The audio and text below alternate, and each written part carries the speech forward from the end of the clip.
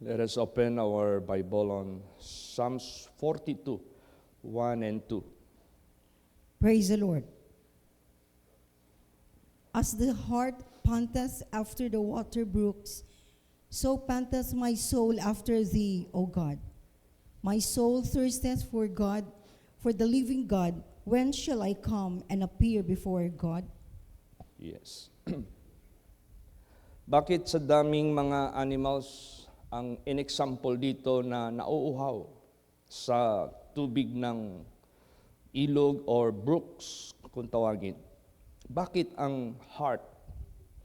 This is another term of deer, yung usa.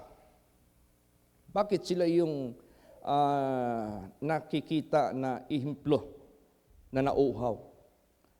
Sinabi po dito, as the hart panteth after the water brooks, so panteth my soul after thee, O God.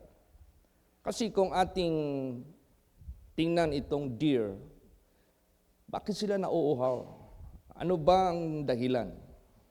Dahil ito sila ang matatawag natin na animal na hinahanap ng mga wild na mga animals upang siya ay kainin.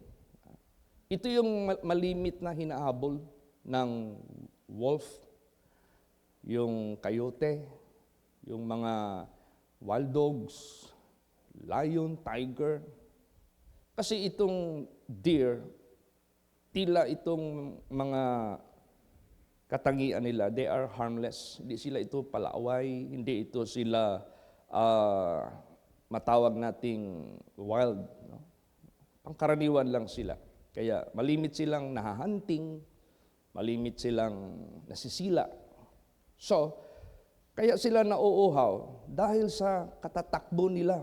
Hinahabol sila eh. No? Pag hinahabol ito ng mga predators, kung tawagin, grabe yung sikap nila na hindi sila maabutan. Uhaw na uhaw yan sila. Habang tumatakbo sa haba ng kanilang kung gaano kalayo yung kaya ng mga predators na magsila sa kanila. Ganon din kalayo yung takbo nila. So hanggang iinit yung katawan nila ng husto. Tapos madidehydrate sila. Pag sila ay naka-alpas or naka-escape, uhaw na uhaw sila, that is the moment they will be seeking for water. Siyempre, jungle yan eh. So, ang malimit dyan, brooks kung tawagin, yung maliliit lang na mga ilog. Pero may tubig na malinaw. Yan yung galing sa mga punong kahoy na nagra-round down dyan sa brooks. So, in order to rehydrate, para hindi sila ma-dehydrate, kundi ma-rehydrate, uhaw na uhaw sila. Pag makasumpong na sila, doon na sila mag-inom ng husto para mabalik yung kanilang lakas. At saka para mag-cool down yung kanilang temperature ng kanilang katawan. Kasi the more kasi mag-init yung temperature ng kanilang katawan, the more maglabas yung amoy ng kanilang katawan. Eh alam mo naman yung mga wolves, parang matawag din natin yan silang mga wild dogs. Malakas yung sniffing nila eh, power eh. Pag naamoy nila yung amoy ng deer or ng usa, ay sigurado. So, maraming purposes. Bakit kailangan sila makainom kaagad ng tubig? To cool down their bodies so that yung odor nila hindi maamoy ng mga kaaway. Then, para i-regain nila yung strength nila. Yan. So, ganun din sa buhay natin. Minsan, hinahabol tayo ng kaaway para tayo ay sisilain. Maraming form of ginagawa ng kaaway. Sometimes you are being chased by financial matters. Minsan, dumarating sa buhay natin na you need some financial to face the challenge, to answer the solution of the problem, or else that might be your fall. Baka yan yung ikakapahamak mo, baka yan yung ikapanghihina mo. So, Sometimes ganun, financial. Or sometimes mga pag-uusig, mga persecutions. Kasi normal lang yan sa mga mamumuhay na godly. Hindi natin pwedeng ipagtaka yan. All that will live godly in Christ Jesus will suffer persecution. So you are sometimes persecuted by many personalities. Pinipersecute ka sa trabaho, pinipersecute ka even among your family, pinipersecute ka even among brethren sometimes, or kung saan-saan ka man naroroon. So, spiritually, you are dehydrated. Talagang, kumbaga pa, hingal na hingal ka na sa mga pagsubok sa buhay mo, mainit na yung katawan mo, sa kaluluwa mo, para bagang yung temperature mo very high na, baka mag-give up ka na o kaya magbigay. Para yung high blood, delikado yung high blood. Kaya yung high blood pressure, pag sobrang taas ang blood pressure mo, ang tendency niyan, baka maputukan ka ng ugat sa katawan mo, and that will be the reason for you to be stroke. Kung what if dito sa brain, puputok, maging aneurysm yan, o magkaroon ka ng blood clot. So kung magkaroon ka ng blood clot, maraming maapektuhan. Kung ano yung ugat na connected sa speech mo, mawala yung speech mo. Kung yung ugat connected sa half body mo, hindi ka na makalakad, paralyzed ka na. Marami. So, ganun po sa buhay natin, kailangan natin ma-rehydrate. Yung kauhan natin, kailangan talaga yan para makaregain tayo ng strength, magkaroon tayo uli ng tranquility o yung kapayapaan sa isip natin. Kaya sinabi dito sa verse 2, my soul thirsted for God, for the living God. When shall I come and appear before God? So yung God, para siyang brooks, para siyang river, na pag nandoon ka na, you can have your, maibsan yung kauhawan mo. Yung tinatawag na satiate. Satiate. Masatisfy yung thirstiness mo sa presensya ng ating Panginoong Diyos. Magkakaroon ka ng, alam mo yung Word of God, that is power. Kaya nga sinabi nga ni Paul, I am not ashamed of the gospel of Christ, for it is the power of God unto salvation, to any manner of challenges, to any manner of problems or temptations or trials sa buhay ng sino man. Pag yung Word of God, ang yan na ang masusumpungan mo, kasi ang ating Panginoong Diyos, alam niya yung isip mo, alam niya yung kalagayan mo, so gagamitin lang yung bibig ng mga tagapagsalita to feed you, to strengthen you, to cause you to escape, to cause you to resist all manner of trials and temptations sa buhay mo. So, pag masumpungan mo na ang Diyos, then that's the time ma-rehydrate ka. Yung kauhawan mo, masatisfy ka. So, bakit? Dahil nga sa mga kaaway na humahabol sa atin, yung masamang espiritu. At napakarami niyang mga strategies, napakarami niyang mga pamamaraan para ka masila niya, para ka matempt niya, para ka manghina sa Diyos, hanggang tuluyan ka ng makuha ng dyablo. Kaya anong sinabi dito sa Psalms 5 verse 8? Praise the Lord. Lead me, O Lord, in thy righteousness because of mine enemies. Make thy way straight before my face. Yes. Alam mo, sa buhay ni David, napakaraming moments sa buhay niya na hinahabol siya ng kaaway niya. Hinahabol talaga siya ng kaaway niya. Unang-una, dumating ang panahon nung nagkaroon na ng envy si King Saul. Hinahabol talaga yung kaaway niya. Papatayin talaga siya ni King Saul. Maliban dyan, yung mga kaaway pa niya na mga tagalabas, ganon din, hinahabol din siya. Kaya sabi dito, lead me, O Lord, in thy righteousness because of mine enemies. Why righteousness? Because the device of the enemy is to tempt, to provoke, to allure us to commit unrighteousness. Now, if we have committed unrighteousness, that's the time we will become helpless. We will become godless. We will become defenseless. Nasiparate ka sa Diyos eh. Mag-commit ka ng unrighteousness or iniquity by the device of Satan. Masayang-masaya si Taning pag nag-give in ka sa tukso at makakumit ka ng unrighteousness. So ang hinihingi dito, lead me, O Lord, in thy righteousness. Let me do what is righteous in thy eyes. Let me keep in touch with you. Because after all, pag nag-guide mo ako sa iyong righteousness, manatili ka sa akin, so therefore you will be my defense. You will be my strength. You will be my victory over against my enemies. So yan ang pinaka-point dyan. Lead me, O Lord, in thy righteousness because of mine enemies. Make thy way straight before my face. Ang paborito ng dyablo, to make us confused. Ang gusto ng dyablo, to cause us to fear. Di ba yung mga aksidente sa sasakyan, sa motor, karamihan na namamatay dyan, pag naratol ka, pag natakot ka, pag nawala yung sound mind mo. Katulad lang yung aksidente kami. Pag bundol sa akin ng bus na ganun, so na-drag ako doon sa tabi, hindi na sa karsada. Kung mawala yung presence of mind mo, baka pataka ka na lang gaganon ng manubela mo, baka mahulog ka sa bangin, o mabundol mo yung mga punong kahoy na malaki na rin sa tabing karsada. So ganun din ang masamang espiritu, minsan takutin ka.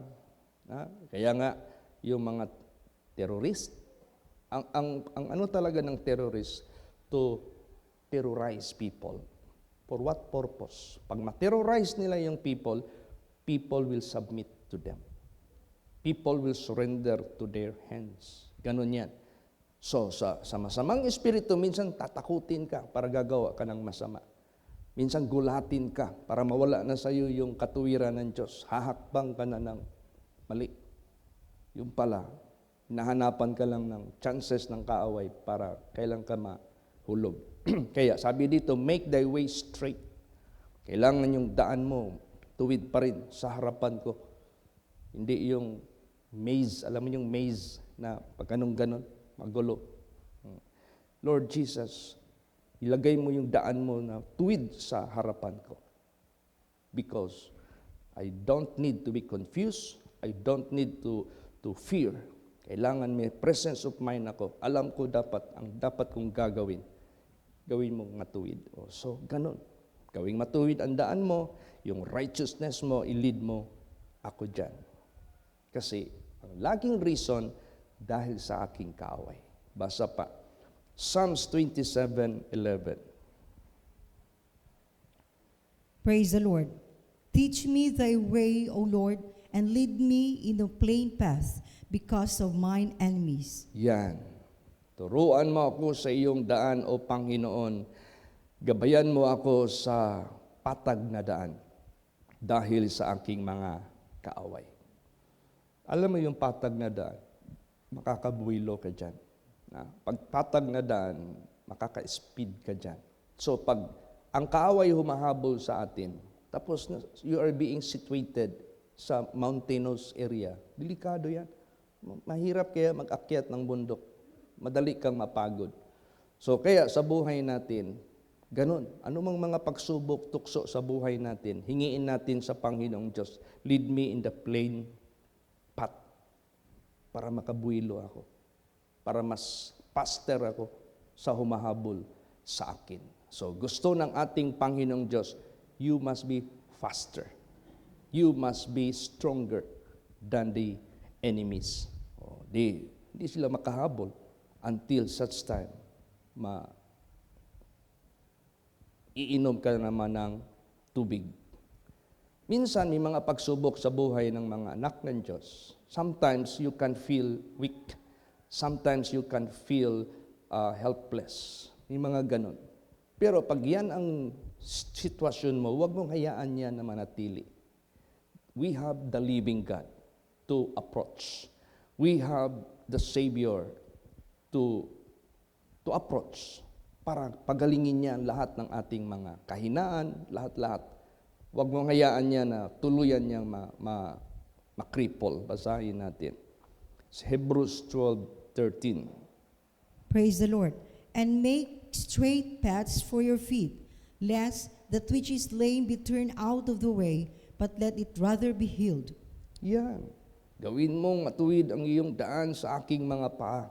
Baka itong papilay-pilay, magkaroon ito ng tuluyan ng mawala sa inyong daan.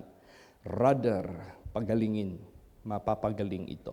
O ganun, sa buhay natin, kailangan lagi tayong sound mind, lagi tayong condition sa faith natin, lagi tayong lumalakad sa katuwiran ng ating Panginoong Diyos, at malayo tayo sa mga tukso, malayo tayo sa mga kalikuan sa buhay natin, because God made us faster than them.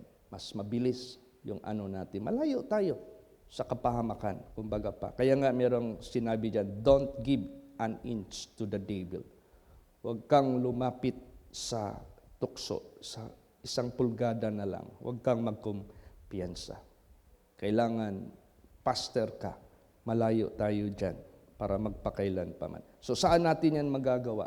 To satiate our thirstiness. Dito ang Diyos, ang presence ng ating Panginoong Diyos. Masasatisfy tayo dito. Basa Psalms 36:8 and 9. Praise the Lord. They shall be abundantly satisfied with the fatness of thy house, and thou shalt make them drink of the river of thy pleasures.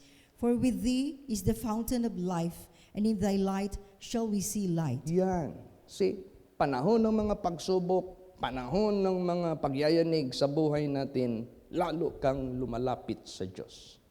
Lalo kang pumupunta dito sa sanctuary.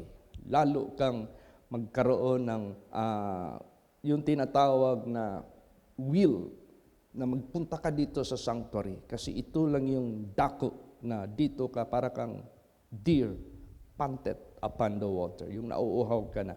Kailangan mo nang ma-satisfy. Kailangan mo nang ma-strengthen. Kailangan mo ma-comfort sa salita ng ating Panginoon Diyos. Kaya wag nating hayaan na merong doubt, merong gap between you and your God, or between you and the servants of God. Para sa ganon, pag-deliver ng banal na salita ng Diyos, talagang satisfied ka. Kasi walang gumugulo sa isip mo eh. Kaya nung panahon ni Pastor Samuel Gabre, binigyan ako ng panaginip na si Pastor Samuel Gabre, naka-short pants, naghahawak ng sigarilyo, nag-iinom ng beer. So anong gustong iparating ng diablo sa akin? Huwag ka nang maniwala dyan sa servant of God. Merong tinatago yan ng kasalanan. Marumi yung pagkatao niya.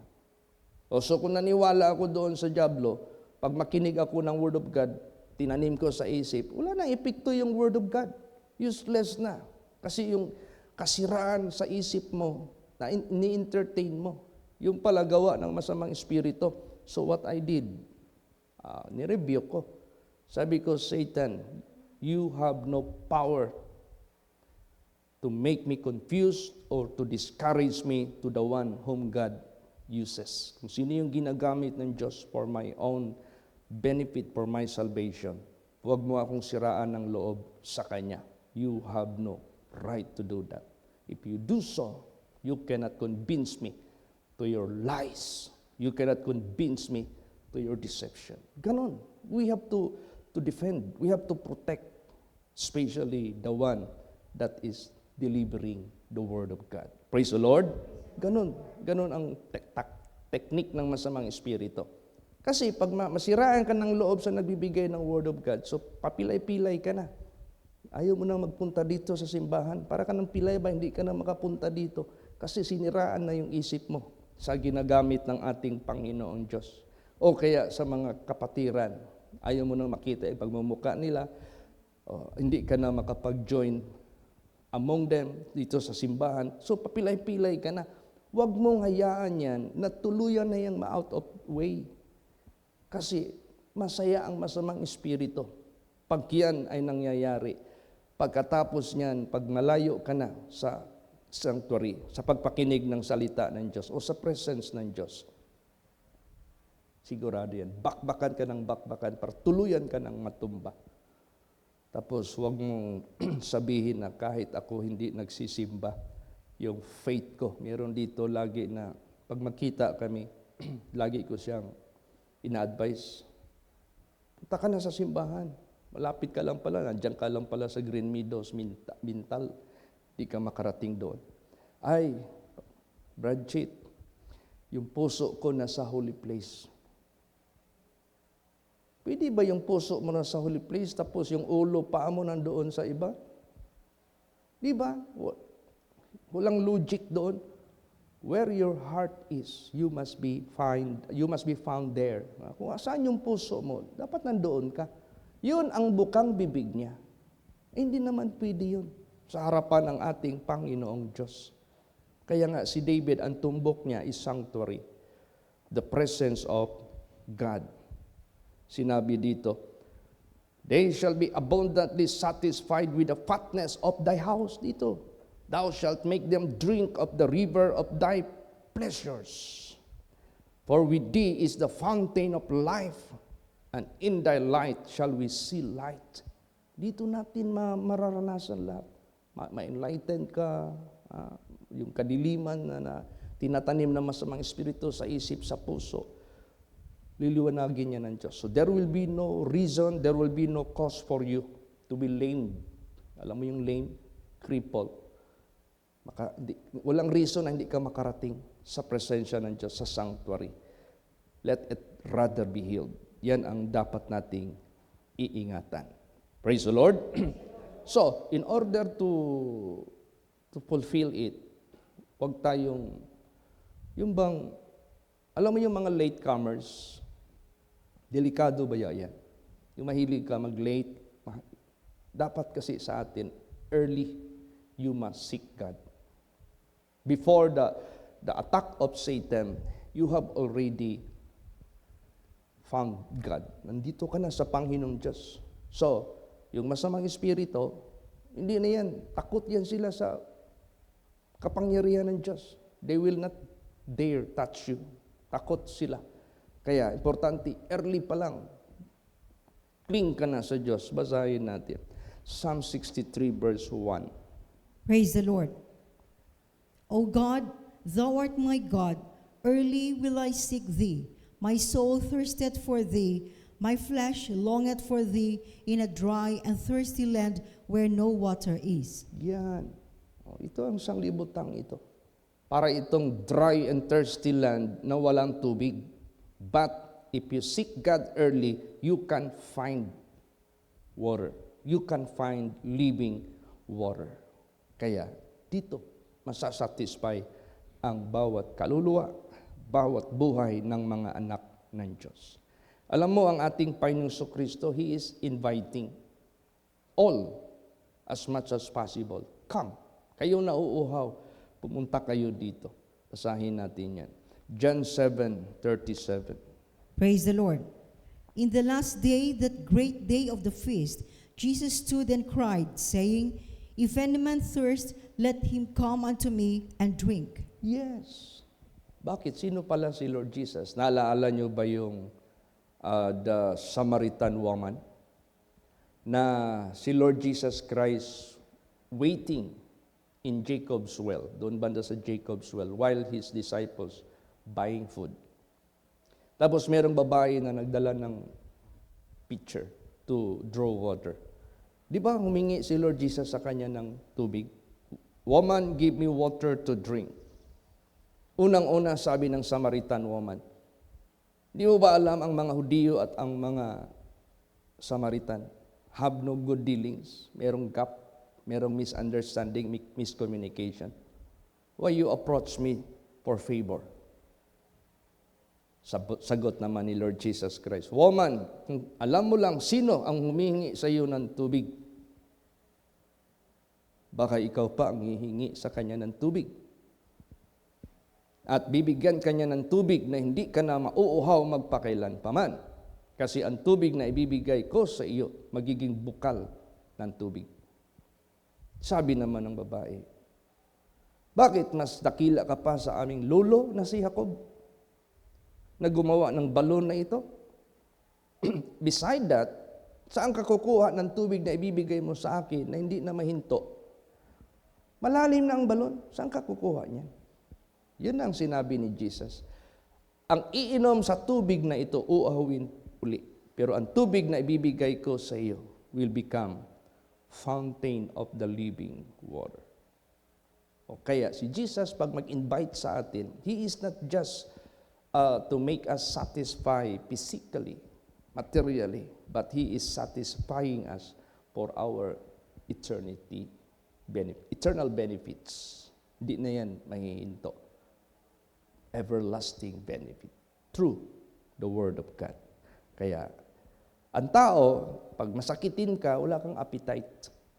Alam mo ang tao, alam mo nung dumating ang panahon, di ko lang sinabi sa kongregasyon na 5 days akong LBM. So, na-dehydrate ako. Ngayon, yung tiyan ko, parang laging puno. Pero empty good. Kasi puro tubig lumabas, puro tubig. Hanggang nagbiyahe kami ng Pangawan, ganun pa rin. Hanggang pag-uwi dito, ganun pa rin. Grabe talaga. Sabi nga sa akin ng mga kapatiran, Pastor, baka gidetox ka para mahabo daw lahat ng mga toxic. Sabi ko, possibly. Yan ang paraan ng Diyos. Pero hindi basta-basta, mawala yung appetite mo. Mawala yung panglasa mo. Pagtingin mo sa pagkain, parang magdigwa ka. So, ang tao, pag hindi ka nagkakaroon ng appetite at yung thirstiness, bad sign yan, may sakit ka. Kailangan yan pagalingin. So, ibig sabihin yan, pag hindi kondisyon yung kaluluwa mo, yung spirituality mo, hindi ka makaka-feel ng kaawawan. Hindi ka makaka-feel ng spiritual, yung gutom ba, para i-desire mo, kainin mo. Kaya sa buhay natin, keep your spirituality in good shape. Kasi normal lang talaga uuahawin ka. Kaya nga sinabi dito, mapalad ang nauuhaw. Saan? Basa. Last verse. Matthew 5:6. Praise the Lord. Blessed are they which do hunger and thirst after righteousness, for they shall be filled. Yes, dalawa yan. Hunger, gutom, thirst, uhaw. These are all pertaining the food that you have to partake. So pag nauuhaw ka, mapalad ka. Pag nagugutom ka, mapalad ka. Ano ang kinauhawan mo? Anong kinagugutuman mo? Righteousness. Praise the Lord. Na walang iba pinanggalingan sa salita ng Diyos. They shall be filled. God knows what is in your mind, what is your status. Alam ng Diyos lahat yan. So, i-channel lang ng Diyos sa kanyang mensahero, sa kanyang banal na salita to satisfy you, to make you full para mabubusog ka. Kaya salamat tayo sa ating Panginoong Diyos kahit may mga pagsubok, may mga tukso, may mga kilos ng ating kaaway to test us, to tempt us, to allure us, or to discourage us. We have a place to go to satisfy our thirstiness, to make us full from our hunger. Praise the Lord. Kaya salamat tayo sa ating Panginoong Diyos. To God be the glory. Hindi tayo mawawalan kahit pa man ng pag-asa.